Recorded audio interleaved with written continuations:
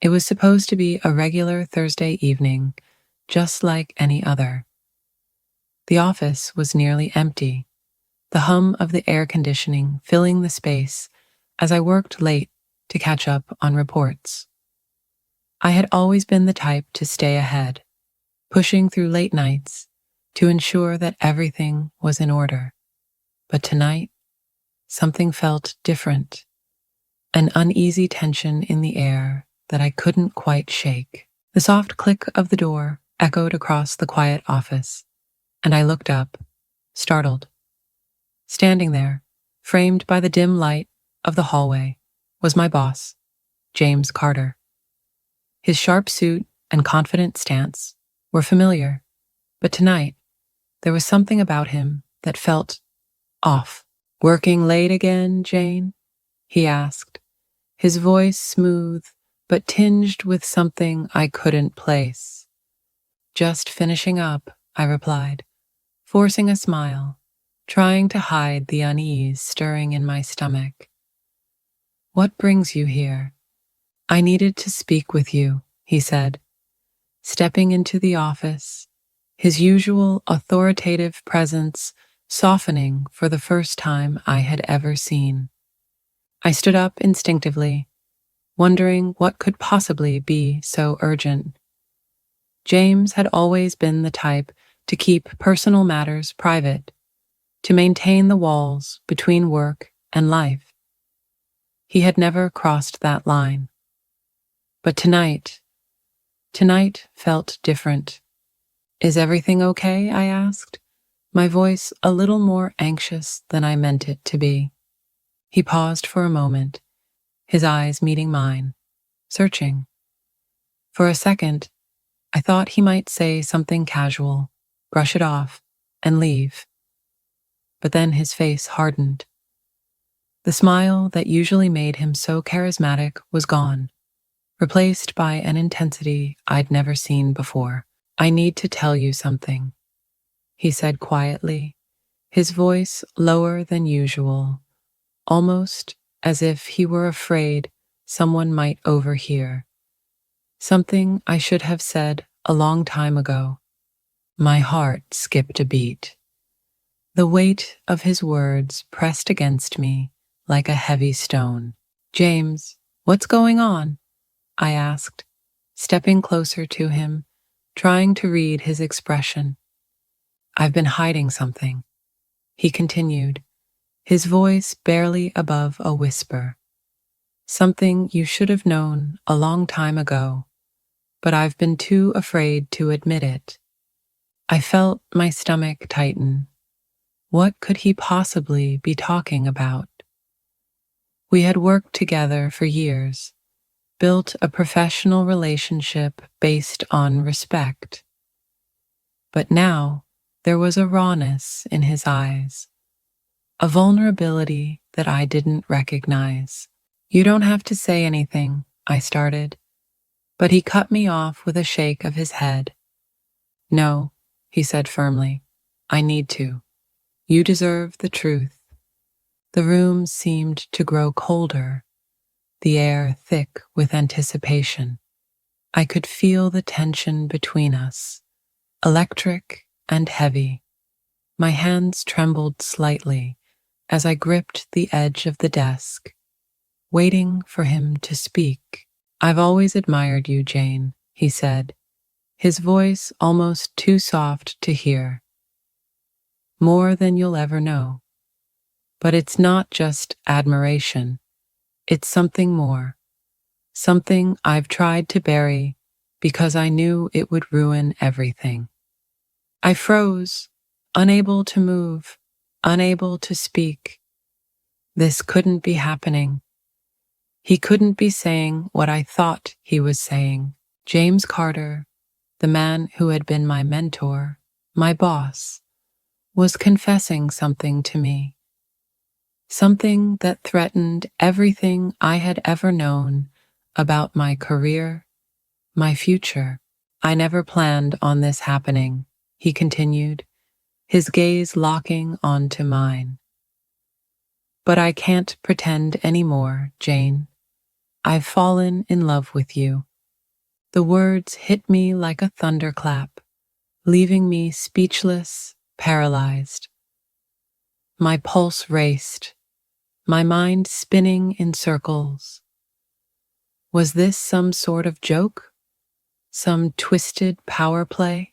But the look in his eyes, the sincerity, the rawness, told me he wasn't joking. He wasn't playing games. He was serious. I don't know what to say, I whispered, my voice trembling. This isn't right, James. He took a step closer, his hand reaching out as if he wanted to touch me, to comfort me.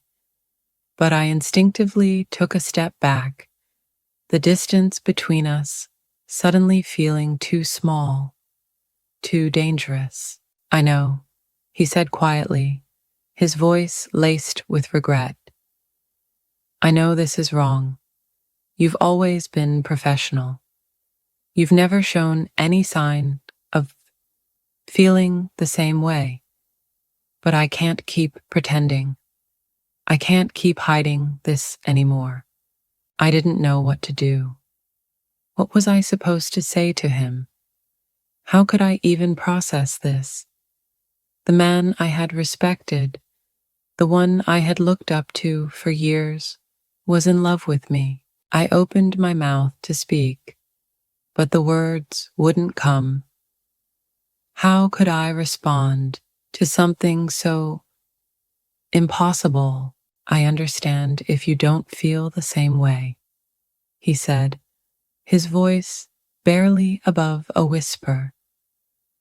But I needed to tell you, because it's been killing me inside, Jane. I need you to know the truth. For a moment, everything was still. The world outside the office window blurred into the background, and all I could focus on was the man standing in front of me. The man whose words had shattered everything I thought I knew. Finally, I found my voice. I don't know what to say, I repeated, my heart heavy in my chest. This changes everything. And it did. I could feel it. The moment those words left his lips, everything between us shifted. The dynamic we had shared for years was now irrevocably altered. There was no going back. I took a deep breath, trying to steady myself, but the truth of his confession lingered in the air, suffocating me.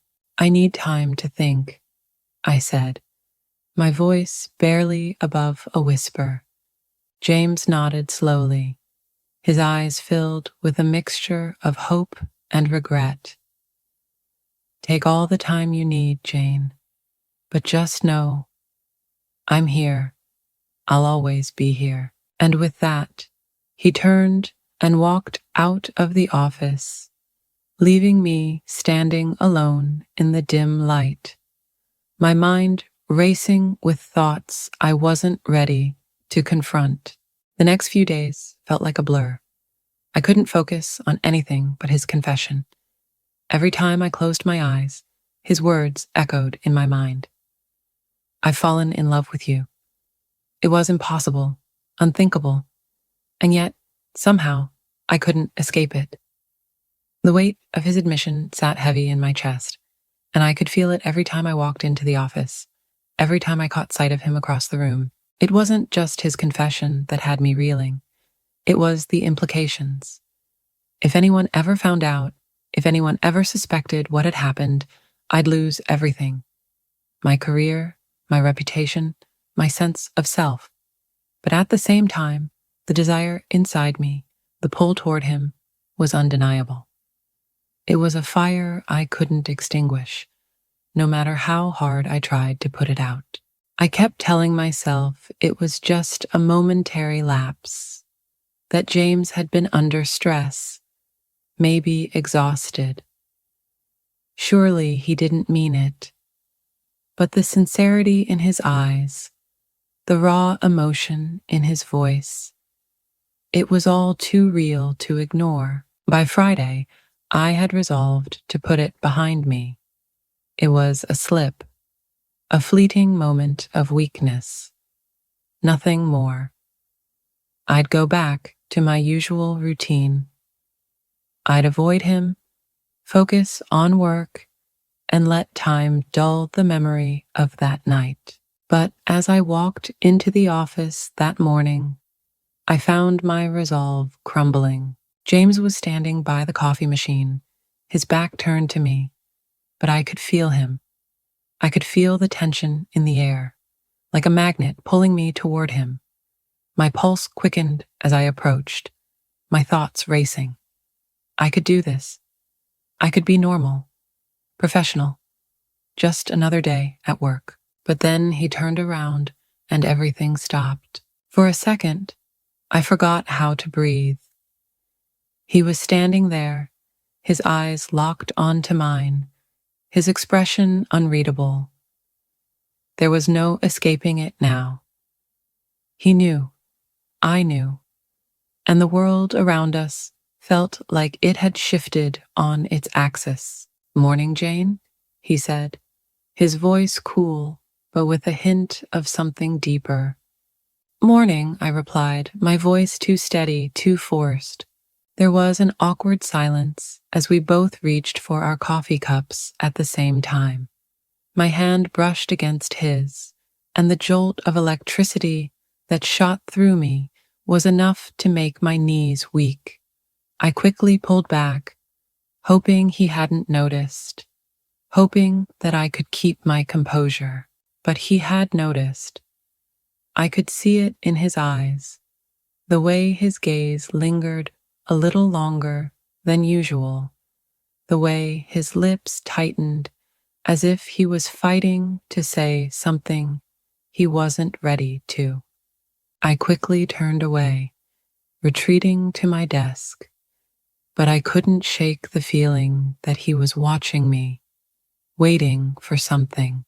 The hours dragged on in an uncomfortable silence. Every meeting, every phone call, every task felt like a distraction from the truth that was simmering just beneath the surface. I couldn't stop thinking about him. I couldn't stop thinking about his confession. And I couldn't stop wondering what would happen if I gave in. By the time the afternoon came, I was no closer to an answer. I had spent the entire day running from the truth, but I could feel it closing in on me. The tension between us was unbearable. I knew I couldn't keep avoiding it. I couldn't keep pretending nothing had changed. At 5:30 p.m., just as I was gathering my things to leave, I felt a presence behind me. My breath caught in my throat, and I turned around to find James standing in the doorway of my office, his hands tucked into his pockets, his gaze steady and intense. "Can we talk?" he asked quietly, his voice low but commanding. My heart skipped a beat. I knew what was coming. He wasn't going to let this go. I nodded slowly, unable to form words. I was too scared to move, too scared to speak. The fear and the desire inside me were tearing me apart. Without another word, he stepped inside and closed the door behind him. "I've been thinking a lot about what happened," James began, his voice calm but urgent. "And I can't keep pretending that nothing's changed.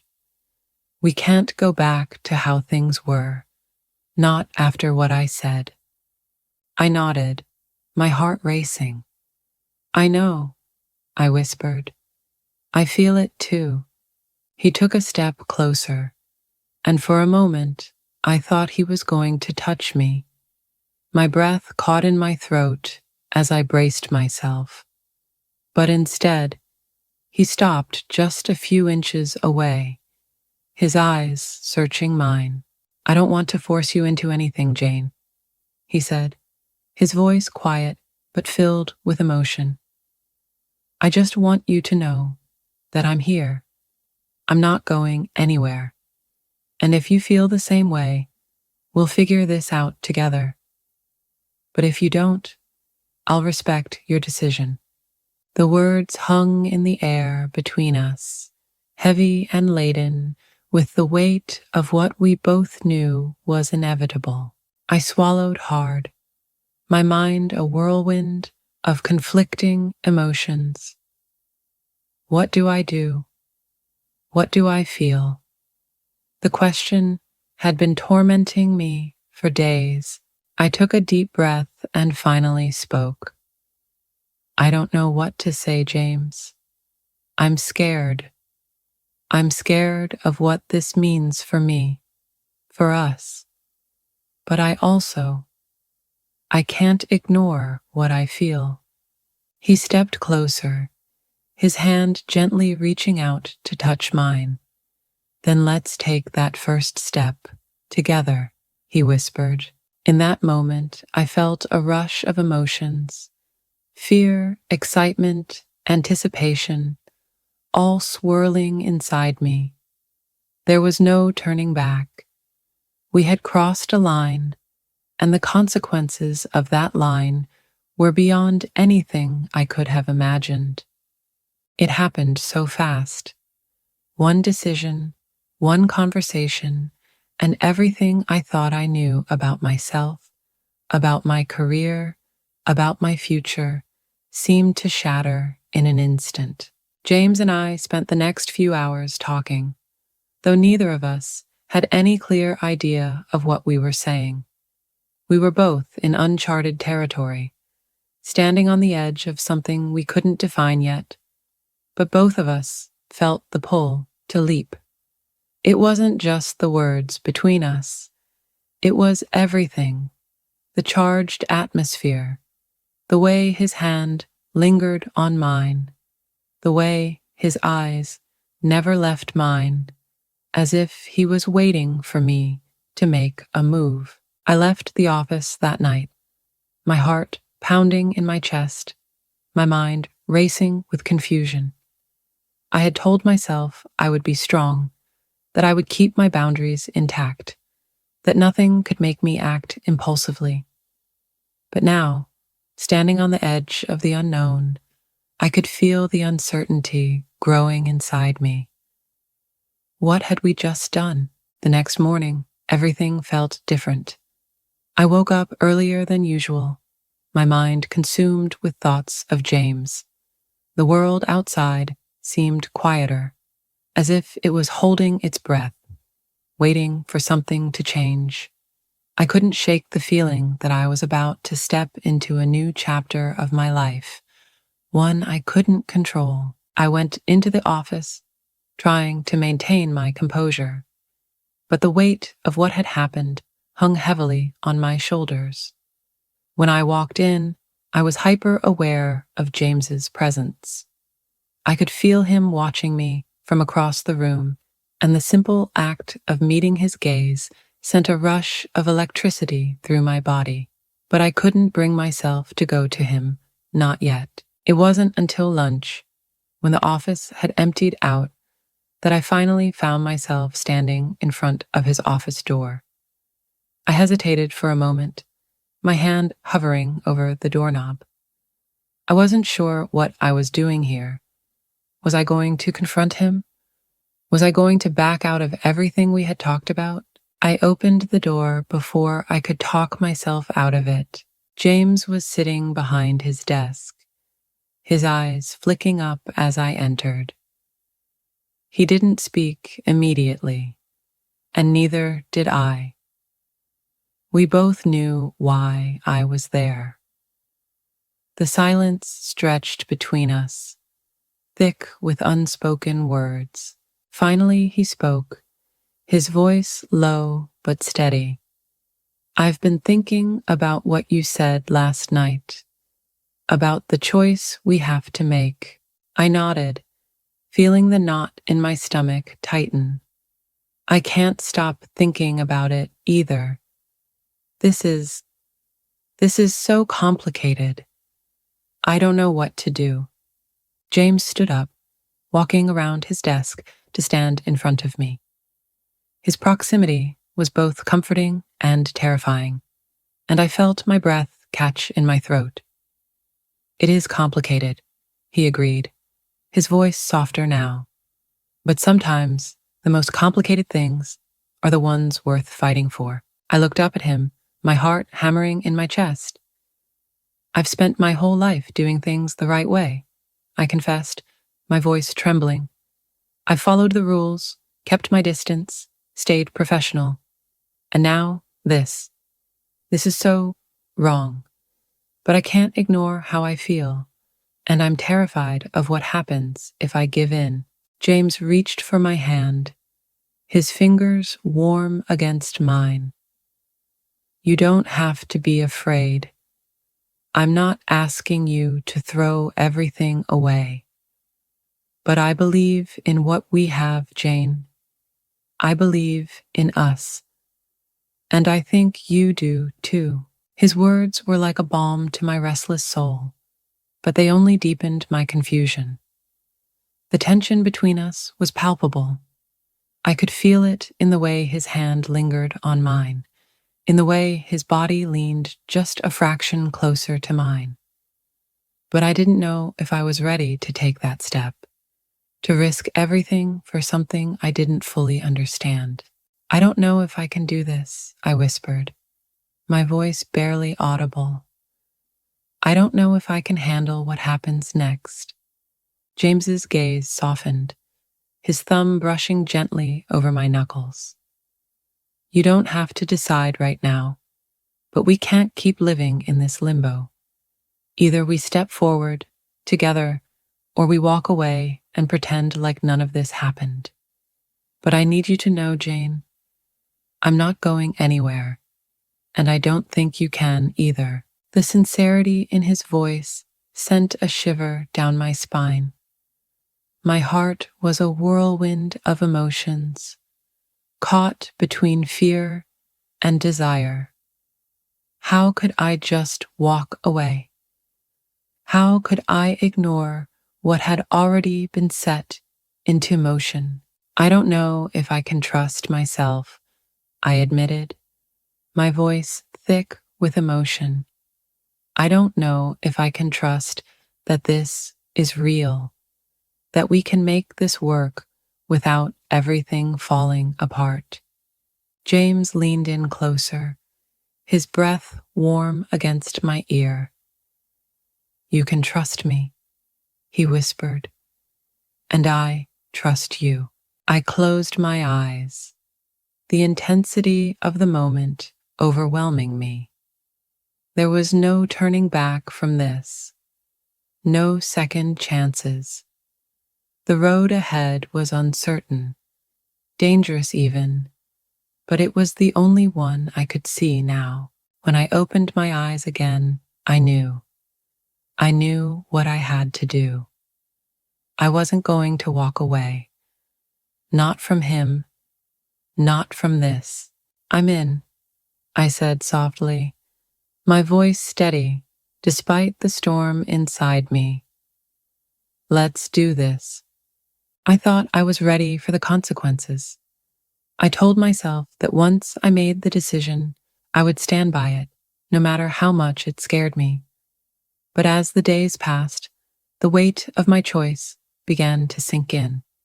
The world I knew, my career, my relationships, the boundaries I had so carefully constructed, was starting to unravel. James and I spent every moment together that we could. It wasn't just about the late-night meetings or the stolen moments in the office. It was the subtle touches, the knowing glances, the way we shared silent conversations in crowded rooms. At first, it felt like a secret we were keeping from the world, something beautiful and forbidden. But with each passing day, the secrecy began to feel like a cage. It was thrilling, yes, but it was suffocating too. I knew the risks. I knew the consequences. But it was as if every decision I had made in my life had led to this point, to this reckless, passionate affair with the man who had once been my mentor, my boss. And as much as I tried to convince myself that it was just a moment of weakness, just a temporary lapse in judgment, deep down I knew better. This wasn't temporary. This was real. One afternoon, after a particularly tense meeting where we had both kept our distance from each other, I found myself standing in front of James's office door once again. My heart pounded in my chest as I reached for the handle, knowing that I had already crossed a line. But the door was slightly ajar, and I could see him sitting behind his desk, his face unreadable. He looked up, and for the briefest moment, the mask he wore in front of others slipped. His eyes softened when they met mine. "Come in," he said, his voice calm but full of that same intensity that had first drawn me to him. I stepped inside, closing the door behind me, and for a moment we just stood there, looking at each other. The silence was thick with anticipation, with the unspoken understanding that everything had changed, and there was no going back. "I can't keep pretending," I said, my voice barely above a whisper, as if speaking too loudly would shatter the fragile reality we were now living in. "I can't pretend this isn't happening." James stood up, walking toward me slowly, his gaze never leaving mine. "You don't have to pretend," he said softly, his hand reaching out to gently touch my arm. "We don't have to hide anymore, Jane. Whatever happens next, we face it together." I felt the heat of his touch spread through me, a wave of emotion crashing over me. The world outside the walls of this office seemed so far away, so distant. It was just him and me now, and everything else, every rule, every expectation, seemed irrelevant. But reality was never far behind. The weight of our situation settled on me like a heavy blanket. This wasn't just about the stolen moments. It was about the fallout, the consequences, the risks we were both taking. "What if this ruins us?" I asked, the fear creeping into my voice. "What if everything we've worked for, everything we've built, falls apart?" James's face softened, and for a brief moment he reached up to cup my face in his hands, his touch tender but firm. "If we let fear control us, it will ruin us. But if we trust each other, if we believe in this, then nothing will break us. Not even this." I closed my eyes, letting his words wash over me. I knew he was right. The fear had held me back for so long, had kept me trapped in the safety of what I knew. But safety never led to anything extraordinary. Safety didn't lead to passion, to the intensity that burned between us. "I'm scared," I whispered, finally allowing the vulnerability I had been hiding to surface. "But I'm here. I'm with you." His lips brushed against my forehead in a soft kiss, and for the first time, I felt like I could breathe again. It wasn't about the consequences anymore. It wasn't about the risks. It was about us, about what we had together, and the truth that had come to light between us. James pulled back slightly, his eyes searching mine. "Then let's take the next step, Jane. Let's stop hiding and start living." I didn't answer him right away. Instead, I reached for his hand, intertwining my fingers with his. The world outside seemed so distant now. The worries, the doubts, everything that had once mattered to me faded into the background. "I'm ready," I said, my voice steady. "Let's face it together." And just like that, the door to everything we had built, everything we had been avoiding, swung wide open. There was no going back now. We had crossed the line, and we were ready to see where it would take us. As we stood there in the quiet of his office, everything felt different. The future was uncertain, but for the first time in a long time, I was no longer afraid of what it might bring.